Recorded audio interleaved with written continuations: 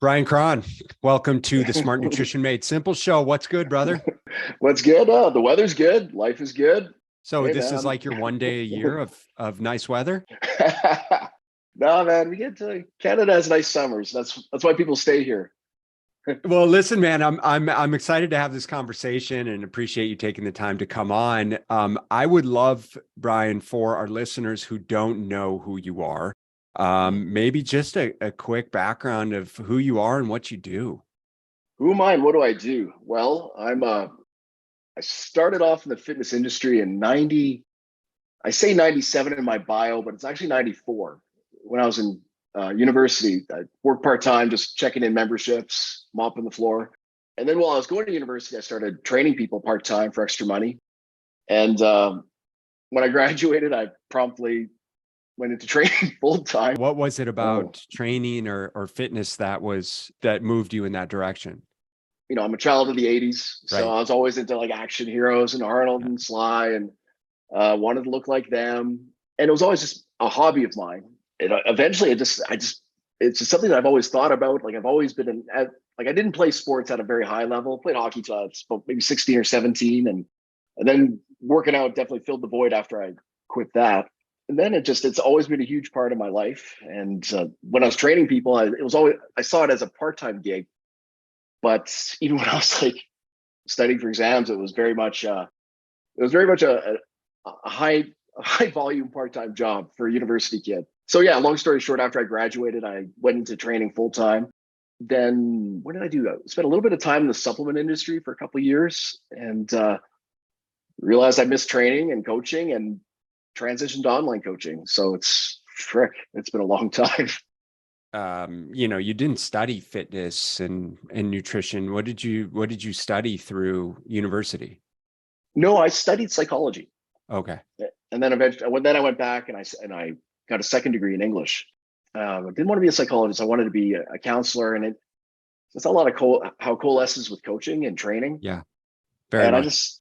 I was doing some writing on the side and freelancing for magazines, and it was very kind of a muddled career that I developed. Like I was just always doing these little things in the industry without a lot of direction, but I was earning a living and I was staying engaged until finally I just kind of figured out that I don't want to train people in a gym, Right. but I want to work with them and I want to work on the things that I think that really matter outside of just the programming.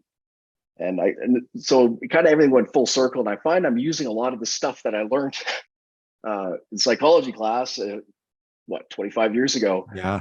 I'm using that as much as I do all the programming stuff that I know. Funny how that works. It's crazy, Yeah. right? Like the longer you're in this business, the more you realize it's not about all of the No, science that we learn, right, through the process. oh no, God, it's 90% psychology, I would Yeah. say. Sets and reps. I mean, that's where, and the calories and protein. I mean, obviously that's you better be covering that, but Right. that's such a small part of what really moves the needle in people, Right. and I find the industry really likes to focus on that stuff. They like to focus on the minutia, and but it's really just the very dry, basic things that lead to really good change. And that's like stuff like how you structure your day, Yeah. how you respond to cravings, like how you weave fitness into your life. Do you see it as like something you have to do or something that you want to do, and just a lot of really kind of mundane things like that. But that's the key, especially if you're getting into it a little bit later in life. Like Right. again, going back to myself, I was always working out. I mean, I've never had to try to fit it into my life, but for someone who's fell out of it or they just never been really into it, all of a sudden putting healthy eating and training into their life, it'd be like me trying to suddenly learn like tax codes or something. Yeah.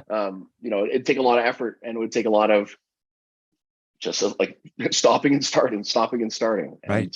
And I think that's where this industry fails people a lot is it's full of guys like me who are like living, and probably you who live and breathe this stuff. Right. Um, and the people we're trying to help, it's not their world. Yeah. They're engineers, they're doctors, they're lawyers, they're whatever, bricklayers, Yeah. just, you know. I mean, that's part of why I wanted to have this conversation with you, is because you've obviously been doing this a long time, as have I, and it's very clearly so Mm-hmm. nuanced, Mm-hmm. to the degree that so much of this, like you said, is about the psychology of behavior change and not about the X's and O's of calories and macros and protein and sets and reps.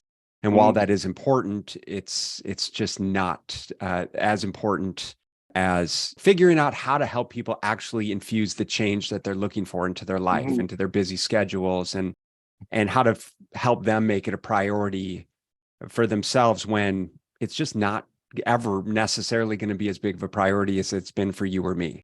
Just in terms of like the trajectory of your career, because I know you've been a writer for a long time, but was Mm-hmm. there a point in your career, like you said, you were dabbling in a lot of things and maybe had your hands in a lot of different areas, but was there like a point in your career where you were like, okay, I'm 100% all in on coaching, and perhaps previously it had been like, well, it's what I Mm-hmm. like to do, but it may not Yeah. be necessarily my main thing.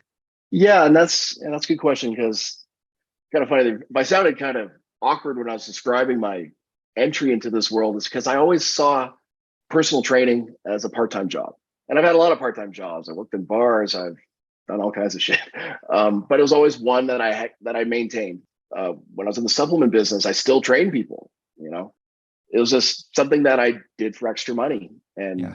so then when all of a sudden that was like the dominant source of income for me, and just the dominant source of my attention and my passion or whatever, I decided, okay, well, I'm gonna maybe go all in on this. But at the same time, my wife was in school and she had to leave the country to study in the U.S. So, and I went with her, and all of a sudden I'm in the States. I can't I can't work. I mean, I could train people illegally under the table, Right. but didn't really want to do that. So that kind of got me writing a lot more. So I started doing some fitness writing, and that was around the time. This is about 15 years ago. That online coaching was much more of a was starting to be more of a thing, I would say. Yeah. And I'd been hiring online coaches then, and getting guys like Eric Ladine and getting programs on PDFs and stuff like that, and or Right. just actually no, it's always Excel docs. And so I decided, I can do this because I liked it because it's so much more writing and it was so much more getting into people's lives and stuff. And I thought, oh, maybe I'll chase this more. And I haven't looked back since. Yeah. It grew really quickly, and I still do a little bit of writing because I enjoy it. But yeah, now I'm definitely I think I'm doing this for good. I'm sure Yeah, you can agree. There's not a lot of people that genuinely make, like health and fitness or coaching, fitness coaching, if you will, their career.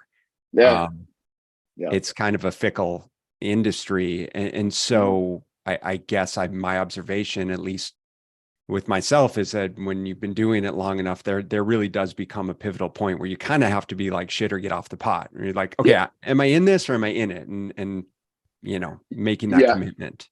So now, obviously, this is your career. This obviously is your passion. You're yeah, obviously very good at what you do. And by the way, like, your writing's fantastic. And so it seems like you've leveraged your writing skills to really be able to yeah. offer value to people, probably promote your business well. Who is it that you serve at this juncture in your career? Yeah. Well, thank you for that. But yeah, I know as you're well aware, we're always told by gurus in our field or in business, like you got to narrow down to your target client. You got to narrow right Kind of down. You niche down. got to niche down, baby. You got to Yeah. age, occupation, blah blah blah, and I've done that. So I guess to do the exercise, my population would be me, be guys in their late Yeah. 40s, maybe is not as into fitness as me, or maybe as into fitness as me, but they just want someone else to do the shit for them, do the thinking for them. But my bread and butter, so to speak, would be that men in their 40s and 50s. But I've got clients in their 20s. I've got probably 30% of my clients are women. Yeah. Because really, it's not that much different, especially considering the things that really matter: time management and impulse control, and all the stuff that's frankly, it's boring to talk about and doesn't involve sets and reps. But that's the stuff where you get that under your belt. The training part that's just putting in time. Let's dive into that a little bit because I think it's really Yeah. relevant. When Mhm. we scroll and we look at marketing and we kind of get Mhm. convinced that the way that we train and eat in our 20s and 30s is different than the way that we should train and eat in our 40s, 50s, and 60s. Yeah. And, that's kind of BS. So if we're working with men and women over 40, or specifically men over 40, is there really a difference in terms of how we would train? And if so, what would we do differently? The whole over 40 channel, it's a lot of bullshit, to be perfectly honest. For the one thing, just on its face, fitness for people over 40, like it's absurd. We know people, I've got clients, I'm sure you know people who are 45 years old and they've been training at a high level since they're 15. They're jacked, they're strong. Maybe they're a little beat up, but they're specimens. I'm raising my hand right yeah, here. I know you are too. Oh yeah, I can't. Fair enough. I blew my fucking shoulder. And they're 40-year-olds who haven't done anything since grade 10 playing dodgeball. So are you going to try to tell me that a fitness program that'll work for Mr. Jacked is going to work for Mr. Dodgeball? Like it's absurd. It can't. There are a handful of things that can apply, but no. So I find that on its face, the whole category is kind of silly that way. But having said that, there are some things that are consistent with everybody at that age, whether you're Mr. Jacked or Mr. Dodgeball. Like your recovery ability is down, and depending on what you're used to recovering at, it can be quite noticeable. Things like reaction time and stuff that most people probably wouldn't even notice, like all of that is decreased. The biggest thing is just these bounce backs from injuries. They just take longer and longer and longer. And that's where I find the industry kind of focuses on. So they treat everybody like, all right, shit's all going downhill now. So we're going to train really, really soft and, lots of functional stuff, lots of bands. And I just think that's the wrong approach. I think to be effective in this space, you have to, first of all, individualize to that particular 40-year-old. In other words, get to know Mr. Dodgeball, get to know Mr. Jacked, find out what they actually need, where their limitations are. And then you have to look at the things that aren't as talked about, that are very consistent with that demographic. And no one talks about this. And it's stuff like this is the age where people are so fucking busy. Yeah. Okay? They're time stretched. And not only are they busy, I know everyone's busy. I know 20-year-olds working at Starbucks and going to university and having part-time jobs. They're probably very busy too. But it's a different kind of busy, especially when you have kids, because you just don't prioritize in your mind quite the same way. So once you have children, all of a sudden they're number one. And even if their issue is pretty trivial, you'll make it number one. Yeah. And it's like a reaction of people in their 40s or whenever they have children, is that all of a sudden we put ourselves second or third or fifth, whatever it is. So you have to you can't break that down because that's just an evolutionary fact, but you have to kind of accept that and put that into the programming. Or the approach to programming. So like what I do is I really try to figure out somebody's lifestyle and, how long their commute is. Are they working out at home? Do they have little stuff? Do they have a home gym or do they have an office gym, or just how much time do they have? Like how old are their kids? Like are they shuttling your kids over to hockey and then to soccer and all this stuff, right? Or do they have a little bit more time? And then even if you can, I like to find out like what station are they at in life? Are they at the sandwich age when you got little kids and you got aging parents and you never think about your own stuff? And that's also the age when all of a sudden every night is wine 30, if you get my thing, and you start having all these scoping things. Like stress is at an all-time high. So when I try to program around that, I try to make the programming as least stressful as possible, not from an exercise sense. I mean, not that. I mean, from a logistical sense. Like Monday isn't chest day. Like that just doesn't work, because what happens if it's Monday morning and your kid is sick and I can't go to the gym. If you're following some bullshit bodybuilder routine where like, I'm not doing chest again until next Monday now, like, it's absurd to even talk about. So you have to program in a way that the bases get covered, even if the plan can't be stuck to it perfectly. And there's got to be flexibility inside so people can call audibles. Like I have programs for people who have a little home gym and they go to an actual commercial gym. So I'm like, okay, it's your A workout or your B workout. And depending on your day, you pick one or the other. And of course, you can't be random, because random doesn't build muscle. Random is just entertainment. But you have to have sort of a controlled, like I call it program variety. Yeah. So you can still have systems in place where people chase progression, but they're not stuck into the system where their whole life has to revolve around their training. because that's what burns people out. People taking a programming approach for a 25-year-old who doesn't have dick all going on in their life, try to give it to somebody who's got a business and little kids and stuff. And it's just too complex. Like just I got to do this at this time and then do this at that time. They don't do it because other things are priority. And they get frustrated and they quit. Yep. So that's where the real challenge is into this category. And it's not, because I'm 45 years old, I can't fucking squat the parallel anymore. It's like, that's so like low on the priority list. What's really interesting about what you're saying is there's really no differentiation. At least what I'm hearing is there's really no differentiation around age. Well, there is. I mean, there definitely is. That's the other thing. Anyone who says, oh, age is just a number, I'm just like, okay, well, you're probably under 30 if you're saying that. or you've never, or not to be a dick, but hey, or you've never been physically anything worth noting, because tell that to Arnold. Hey, Arnold, age is just a number. He was Mr. Olympia and now he looks like a 70-year-old man. There's going to need to be more recovery time. Perhaps there's more joint specific stuff that we need to be cognizant of, but primarily is really just this lifestyle stress management prioritization factor at play here. Is we don't have to treat second you turn 40. It's not like you're a completely different human entity. It's like, I know plenty of 20-something-year-olds with plenty of joint limitations from which we need to be cognizant of. And so I think that irrespective of the X's and O's of programming and nutrition, the biggest differentiation that I'm hearing from you is really just, again, the nuances of how do we help our clients implement these into their lifestyle in a way that they can actually be consistent with, right?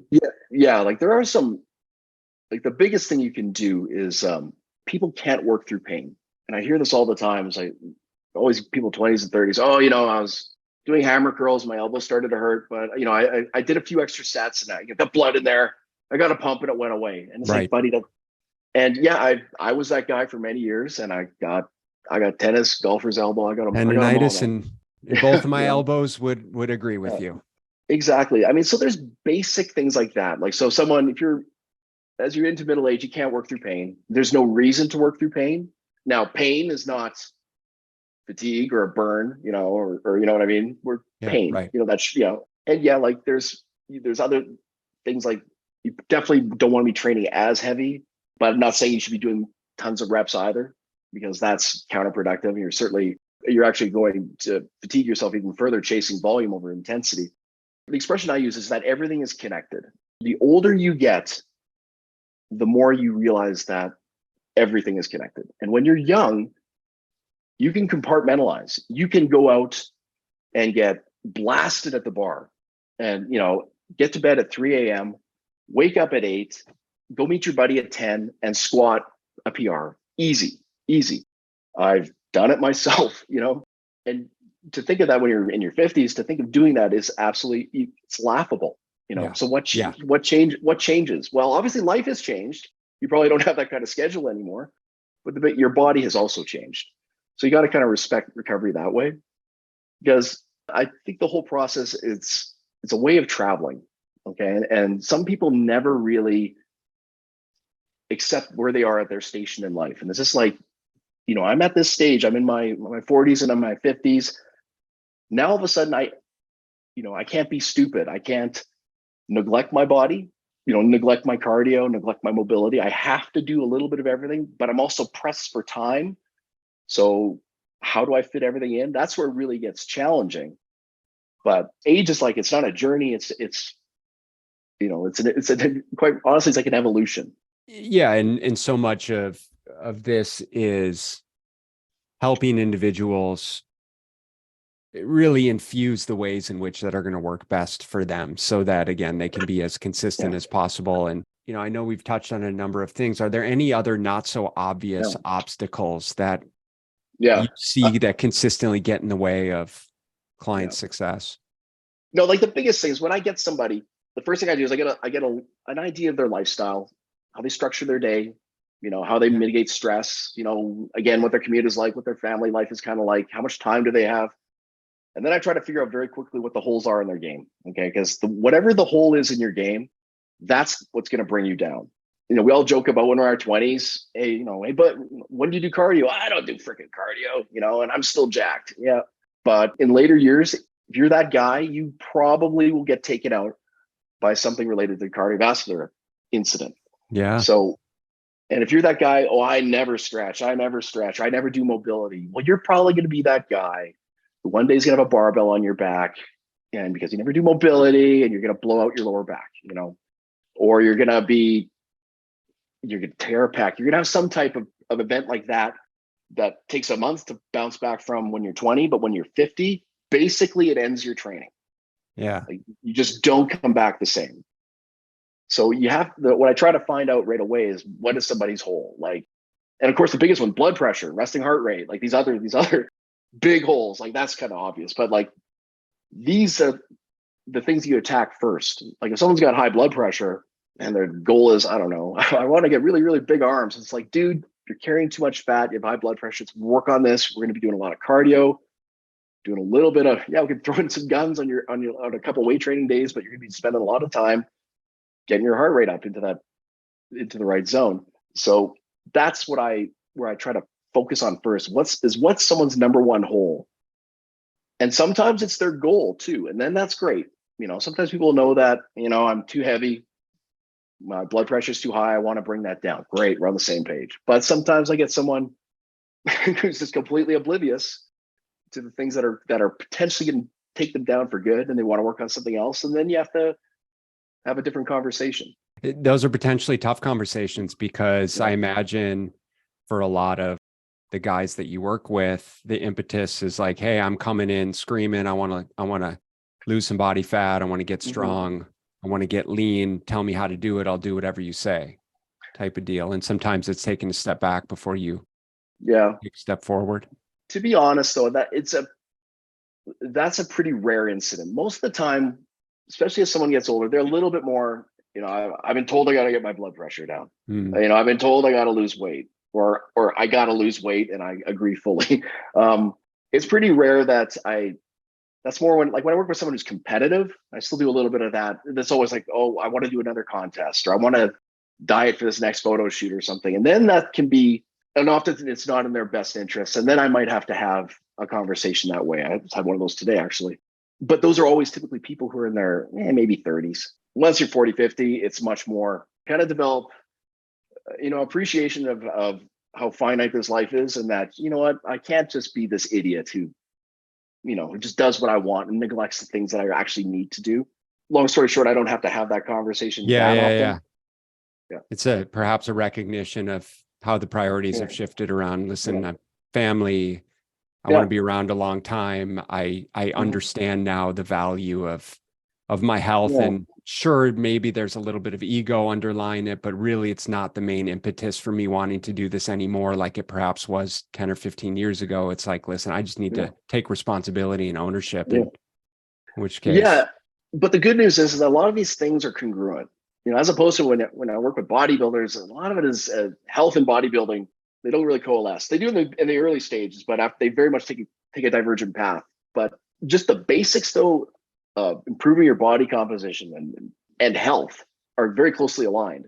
If you knock 40 pounds of fat off somebody, you're gonna improve their lipid panel. Basically, all their health markers are gonna improve, and they're gonna look better. So there's a lot of overlap there that does help. Occasionally things start to go sideways, but that's usually when you start to push into the margins of the goal. Like someone has a really high level goal. What are some of the strategies? Because we obviously talked a little bit about training, but I think, we obviously can agree that nutrition plays a fundamental role in this process. So similarly is what are some nutrition strategies that you employ outside of the obvious, right? Like we talked about managing calories and macronutrients, but within the context of like these busy lifestyles, what do you find to be most effective regarding, nutrition and sustainability for, long-term fat loss? Yeah, it's another industry pendulum. Right now it's very much swung to the side of, it doesn't really matter what you eat.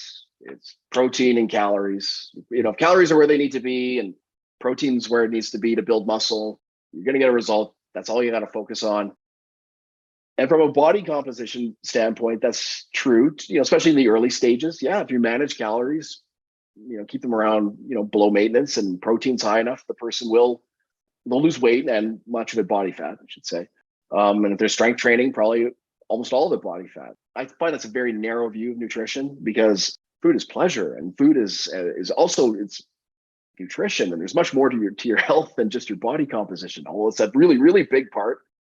And I think there's a lot of hubris in our industry of like, oh, he's losing weight and building muscle, therefore he's healthy, and therefore the diet is healthy. The other side of that is people getting all into whether it's seed oils are bad, or Sure.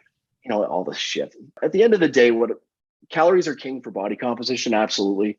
But I just try to look at, can you follow this diet in your normal life? That's like the biggest thing. And normal life includes like your family life. Can you hit these basic calorie numbers, protein numbers, while still having a family, going out on the weekend? Do you have the mental strength? Like, can you go out and indulge a little bit and then back off a little bit the next couple of days, as opposed to someone who goes out on a Thursday and eats too much, and then they're like, screw it, I'm done with dieting until Monday. That's such a bad place to be. Like, I try to get people into a mindset of, this is how I eat, these, good, healthy foods. And no one needs a list of what healthy foods are. I think we all can figure that out. Right amount of calories, right amount of protein, and how consistent can I be? Especially, if I'm traveling or if I'm really busy at work, can I navigate things that way? Like, it's not what you eat in 3 days, it's what you eat in 30 days. So I always look at everything from like a month perspective. So really just reframing that perspective around perhaps the need to be overly restrictive in the short term, and instead is like, how do we infuse this into the day to day, like, so that I can enjoy myself with the family, so that I can travel, so that I could have flexibility and freedom, right? Yeah. Like they'll ruin vacations. Quite literally, they will ruin vacations because of stressing about food. And I no disrespect. Like, I've been that person in my OCD days. Whereas if they put in 3 months before that of pretty good eating, no one's perfect every day. If they can look at the 3 months before this vacation and say, yeah, I was at about 80%, then you can take a week off and eat whatever the hell you want. You're not going to advance your progress, but and you'll probably gain 5 pounds of water, but your body will very quickly correct, at the other side of this. And probably one of the most important things a coach and a client has to develop is always a bird's eye view of everything. On the one hand, you always want to just think about your next meal. I want to, just think about my next meal. I don't want to get too in the weeds of what I just ate. I want to make sure my next meal is the best it can be. Sure. But at the same time, you always keep more of a big picture perspective, because 3 days of bad eating won't destroy your diet. It's 30 days of bad eating.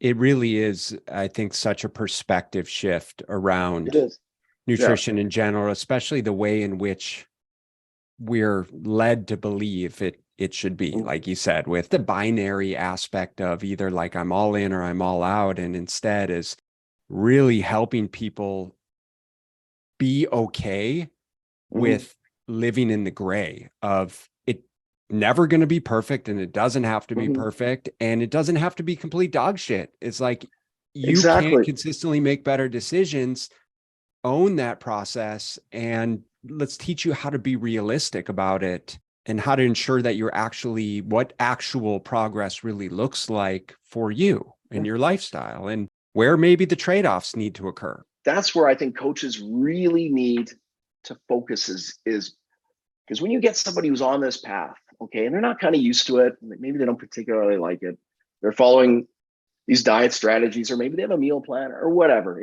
they're following it. They're so focused on their next meal and on their day-to-day that when something screws up, it's a low-grade tragedy, especially if they're very kind of type A people and they expect to do a good job at things, especially things they're paying to do. And they have a couple of bad meals and they'll want to throw in the towel. And I mean, this just happened to me again just today. A guy emails me saying, you know what, I'm not losing weight on this. This is, I'm looking at it's been 3 days and all this. And I just literally just sent him a graph of his weight loss the last 60 days. And it was just and at the very end, there's a little blip, because it was, it was Memorial Day, so just teaching people to pull themselves out of being so hyper focused on right now. And I know I sound like I'm contradicting myself. On the one hand, it's just thinking about your next meal. And on the other hand, it's evaluating from a 30 or 60-day perspective. That is the skill set to develop in someone. Someone who can just go, oh, fuck, I blew that meal, and then just move on. And the next Well, one. that's, I mean, to be fair, that's almost the attitude that I think is warranted and necessary. It's like actually being okay with like, oh yeah, that just went to shit. And I can acknowledge like, okay, this probably was not a good set of circumstances that I was hungry and then I was around the wrong people. And then we went to this restaurant. It's like, it was a recipe for disaster from the beginning. So, okay, now I can acknowledge that, right? And reflect and be like, all right, well, so I guess I'll make a better decision next time, in which case, okay, on with my next meal. And, it's funny, I was having a conversation with a couple of our coaches this morning, actually, and we were talking about diet breaks and we were talking about deloads, so diet breaks with nutrition and deloads with training. And they're like, so when's the right time to, plug in the diet break and same similarly, like, should I do the deload? And I'm like, like honestly, for our population, because we serve a very similar population, it's like, these really are things that end up taking care of themselves. Right? This very component is like someone invariably, like they're going to have the shitty weekend blowout. Okay. Diet break. You know what? You just had it. Thank you. Yes. Right? And similarly, I tried to interrupt you earlier, just similarly, like the vacation. Well, what the hell? There's your deload. There's the deload.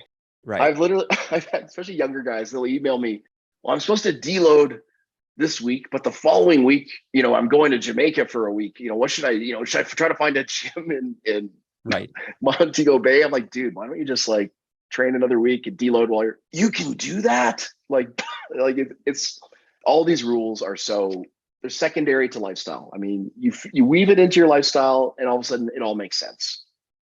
Okay. So with respect to muscle gain, as we get older, becomes exceedingly more challenging for all of the myriad of reasons that we discussed: age, stress, responsibility, sleep, joint health, time under the bar, all of that kind of stuff. So in your observation, in your experience, is it possible for, and what does the typical trajectory look like for men, as we'll say men over 40, to actually put on appreciable muscle mass? How much more challenging does that actually become for us? Well, the biggest thing is their training age. So again, if you got somebody, they've only farted around with body weight work and now they're 40 years old, and they're like, I start pumping some iron. If they don't have those newbie gains, those gains are still on the table. They'll build a hell of a lot more muscle than I will. Yeah. So that's the biggest thing, is the training age. Are they going to gain as much as a newbie at 15 or 17? Absolutely not. Absolutely not. Absolutely not. But again, there's a lot of genetic variance there. A genetic freak is a genetic freak at 5 and he is at 95. He's still a genetic freak. So if you're a genetic freak and you've never lifted weights and you start at 40, it could be dramatic. Now, if this freak started at 17, would it be better? Of course. But I would think that the genetics is a greater factor than the age, certainly, until you start getting into your 70s and stuff. I mean, let's be real here. And the other thing is, how do you know if you're a genetic freak? Well, you don't know until you start lifting. Right. So that's the ultimate scam online is, oh, I overcame bad genetics. Look how jacked I got. Like, dude, the fact that you put on so much muscle, that doesn't mean you overcame your genetics. It means you have great genetics. So yeah, that's a great one. Do you find that the rate of change that is generally slower, or would you intentionally take it slower, perhaps for all the reasons that we discussed, than perhaps someone that's younger? No, not at all. The only things that I would mitigate with someone who's older, and this is after their lifestyle mitigates everything else. Like, it's rare that someone says to me, "Oh, I got all the time in the world to train, man, but I don't want to, I don't want to be in here too much." It's always like, I got 3 days max. So this is already a little bit of a different conversation. But if someone's got all the time and they're a little bit older, I would keep the workout shorter. I would keep the volume lower. And when I mean volume, I mean actual productive sets. Yeah. Warm-ups is not volume. And that's something that's pissing me off in our industry. It's like, do your freaking warm-ups, do them well, and then do one or two very good actual work sets, and don't count your effing warm-ups or build-ups or whatever into your work sets, And so, do warm-ups though. and do them, exactly. And do warm-up sets. I don't mean just fucking rolling around on a ball. I mean, do warm-up sets, fire your nervous system, like grease those neural pathways, and then do your actual work set. Anyway, I wouldn't push the frequency, but that's something you can play with down the road. Yeah. Maybe every 5 days, hit a muscle group. And I definitely, even though intensity is less of a overtrainer than volume, I would not push. I see no reason to go below 6 reps. And the older they get, maybe below 8 reps. But everything else, really, it's just be avoiding the exercises that have a poor risk to reward ratio. Sure. Like, not that a deadlift is risky, but I always ask myself, okay, why do you want to why do you want to fucking deadlift? Why barbell deadlift? Yeah. Yeah. It's nothing wrong with the lift, but let's trap bar, let's RDL. Yeah. Just things like that. And, we all know the exercises that have, higher risk attached to them. And, frankly, the return on them is rarely worth it. So I'd be more mindful that way. But other than that, it's much more what you do outside of the gym. Like, make sure they're resting enough, make sure they're hydrating, getting enough protein, getting enough sleep, managing stress. Those are the things where I'm like, okay, that's where I'm going to focus a lot more. Yeah, for sure. So what you're saying is power snatches for every program. Yeah. Perfect. Yeah. Always for reps, for very high reps. So yeah. I'm curious, man, because I want to respect your time. So we'll wrap it up here pretty soon. Who have been your biggest influences along the way in the nutrition and fitness industry? Or maybe even in general with respect to your career? I've been so blessed because, I've been doing this a long time, and I've always had jobs where especially with writing, I was always networking with really smart people. Everyone from Charles Poliquin to John Meadows to Scott Abel to my first coach, Eric Ledeen, who's still coaching, and just, I really have benefited that way. And I've nothing I come up with is stuff that I've invented. It might be stuff that I put into an easier way or to process, but I've invented nothing. But the biggest teacher I've had has definitely been my son, because it's like, because that kind of taught me. All of a sudden, I'd just drop everything to do stuff with him, and I'm like, I've never missed more workouts than when since he's been around. And I know that doesn't sound hardcore, but it's not because I don't like working out or I'm too fucking lazy. It's just that he comes first. So he comes first, and then my training comes second. That used to actually give me a little bit of risk, a little bit of stress in the early days. I'm like, fuck, I'm missing all these sessions. But now I've learned that that's how I'm supposed to be. That's how I should be wired. So my training should be built accordingly. My training should be fast and punchy and flexible. And my training should be something I can get when I got 30 minutes when he's, in a his little martial arts class, like something that I can bang out that way. That I was the problem, not him. And when I kind of embraced that and I applied that to how I coach people and how I design programs, it's really, really, I feel really took off. Yeah. Well, listen, I mean, I think it speaks volumes to the type of clientele that you work with and the necessity for us to be empathetic to our clients' needs. Like, we truly need to understand what it is that they go through. And that's why I think that there's such an art to the coaching process. You've been very, explaining very well throughout the entirety of this conversation. It's just so much more, like we said from the very beginning, like it's so much more psychology than anything else. Yeah. It's not about, like, yes, the science matters to a degree, but beyond managing for calories and macros and sets and reps, it's like, how do we actually realistically infuse this with the clientele? And that comes down to truly and genuinely the art of being able to effectively coach someone. And how can you effectively coach someone? Two things. One is if you don't have experience actually doing it yourself. And two is, I think it speaks to the value of having had coaches yourself and seeing the value in coaches. I'm assuming you have and perhaps continue to have coaches in your life, and that has helped shape, the trajectory of your career as well. Oh, absolutely.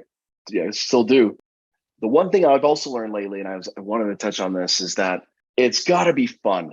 especially lately, there's been this whole anti-fun movement, like fitness should be, and I've said this too, is like, it should be, if you're not there to be entertained, you're there to get a Yeah, result. And working out is about, you've heard all these lines, for sure. and that's why we should be tracking our workouts. You're not there to entertain yourself. Get in, get out, and all true, all true. But it's got to be fun. You got to make achieving progress fun. You got to make the process fun, and if that means doing some extra arm days for the old meatheads, I mean, you do it, because even if it's not the most productive fucking work, and maybe, dare I say, it's keeping them in the gym too long. Like, if it's fun, people will do it. They'll make it a part of their life. They won't dread doing it. It won't be the first thing that gets cut out when life gets busy, and life always gets busy. Always. And it's a way that you can appreciate like what we do, because like I've learned that as I've gotten older, like all you do is have stuff taken away from you, and all of a sudden you can't exercise at the same intensity. Like, all of a sudden, that exercise, I just don't want to do that. All of a sudden you start to play like an athlete who plays scared. I'm just not going to do that. I can't do pull-ups anymore because it just wrecks my elbows. That's just one thing. But I like pull-ups, man. I used to do weighted chins with 90 pounds. I like that. I miss it.